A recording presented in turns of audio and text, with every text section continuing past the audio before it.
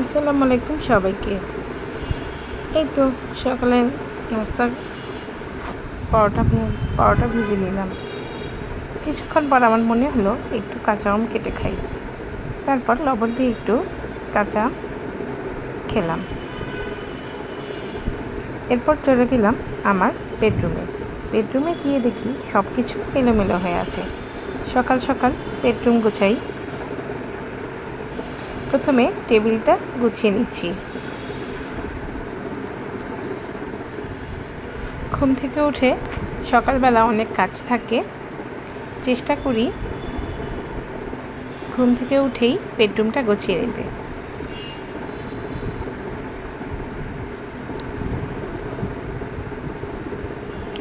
গতকালকে বাইরে গিয়েছিলাম, কাপড়গুলো পড়েছিল, ভাবলাম গুছিয়ে ফেলি।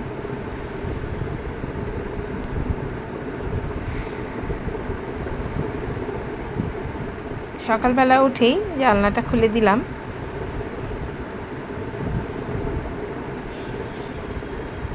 সোফাটা পরিষ্কার করে নিচ্ছি।